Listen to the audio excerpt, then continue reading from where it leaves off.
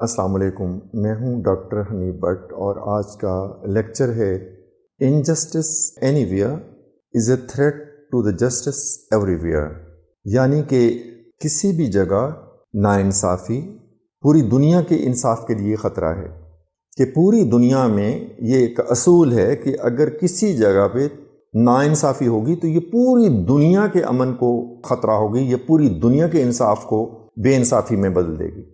یعنی کہ اگر اس دنیا کو امن کا گہوارہ بنانا ہے تو یہ ہمیں نہیں سوچنا ہوگا کہ یہ ہمارا ملک محفوظ ہے تو ہمیں پوری دنیا سے کیا، نہیں، ایسا نہیں ہے۔ یہ گلوبل ولیج ہے، یہ اب ایک پورے کا پورا ایک حصہ بن چکا ہے۔ اس میں ہمیں اچھی زندگی گزارنے کے لیے، خوشحال زندگی گزارنے کے لیے، استحکام اور خوشحالی کے لیے پوری دنیا میں امن قائم کرنا ہوگا اور پوری دنیا کو خوشحال بنانا ہوگا۔ اس کی میں مثالیں دیتا ہوں۔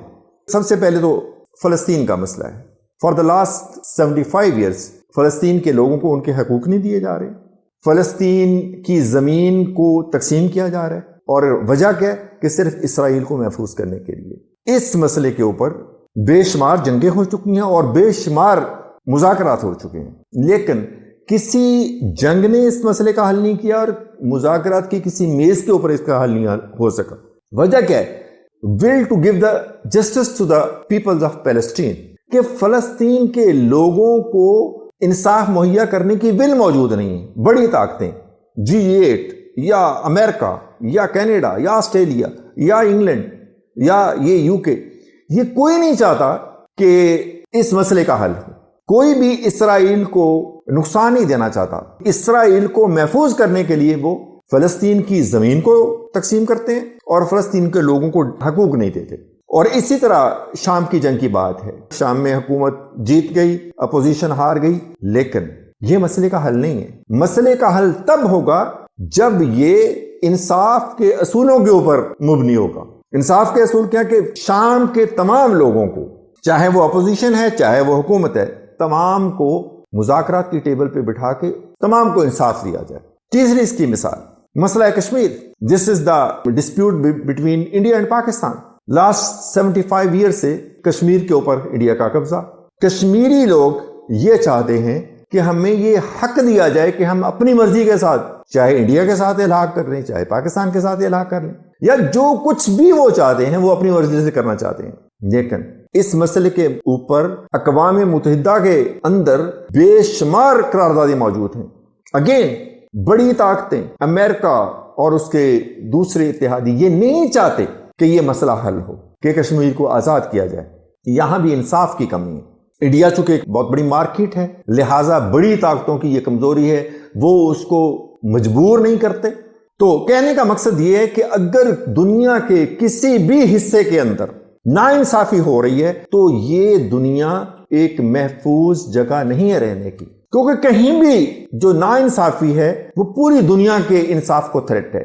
کہنے کا مقصد یہ ہے کہ اگر دنیا کے وہ ممالک جن کے اندر ڈسپیوٹ چل رہے ہیں، اگر ان کے اندر جنگ نہیں ہو رہی تو اس کا مطلب یہ نہیں ہے کہ حل ہو گیا۔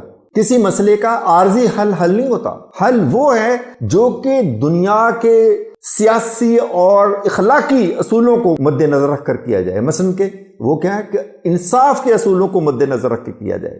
دنیا میں کہیں بھی جب تک انصاف نہیں ہوگا تب تک دنیا میں چین اور دنیا میں سکون نہیں آ سکتا۔ پھر ایک اور مسئلہ یہ ہے کہ دولت کی غیر منصفانہ تقسیم، انفارچونیٹلی جو معاشی نظام ہے، اکنامک سسٹم ہے، یہ امیر لوگوں کو امیر کر رہا ہے، غریب لوگوں کو غریب کر رہا ہے، جس کی وجہ سے ان کے درمیان میں فاصلے بڑھ رہے ہیں، اور اس فاصلے کی وجہ سے بھی بے چینی پیدا ہو رہی ہے۔ یہ بھی ایک ناانصافی ہے نا، اکنامیکل انجسٹس ہے، اور یہ بھی دنیا کے مسائل میں اضافہ کر رہے ہیں۔ تو اگر اس دنیا میں عدل اور انصاف نہیں ہے تو یہ دنیا کوئی رہنے کے لیے اچھی جگہ یا محفوظ جگہ نہیں ہے۔